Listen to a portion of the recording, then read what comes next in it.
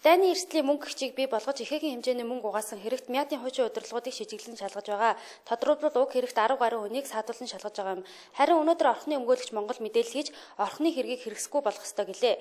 Дайны эрсдлийн даатгалын төлбөрийн тухайд бол орхон мяат компани захиалал томилсон дарав шалгасан байдаг.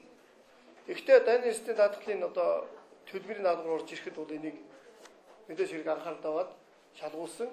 Тухайн жилийн төлөвлөгөө аудит шалгаад 3-4 жил болсон төрийн хэмжээний хороноос төлбөрийн даатгалд гарах үүрэгтэй байсан зурсан.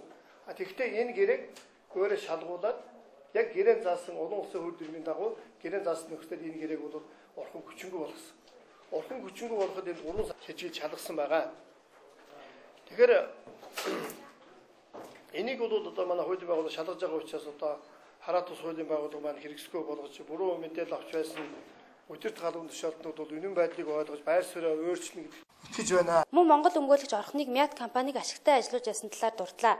За ингээд өртөн 160 суудалтай онгоцыг $347 мянган түрээсдэг байсан юм байна.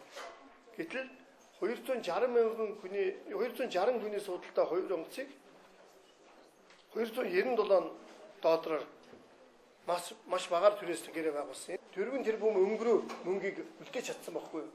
Гэрээ байгуулсан ичээлүүд нь цаана байж хахад тэр гэрээг цуцалдсан хүн тийм ээ цуслаад тэр буруу замаар орох ёстой байсан 4 тэрбум төгрөгийг мяатад оруулсан ийм хүн гэж би ойлгоод байгаа шүү дээ.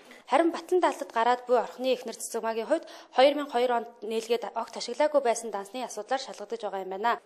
Орхны эхнэр Цэцэгмаагийн хувьд бол 2002 онд нээлгээд огт ашиглаагүй байсан дансны асуудлыг бол шалгасан. Энд бол энэ дансыг нээснээс хойш өөрөө бол ямар нэгэн гүйлгээ хийгээгүй, оролцоогүй нэг ийм компани байгуулсан нэг ийм данс нээсэн байсан.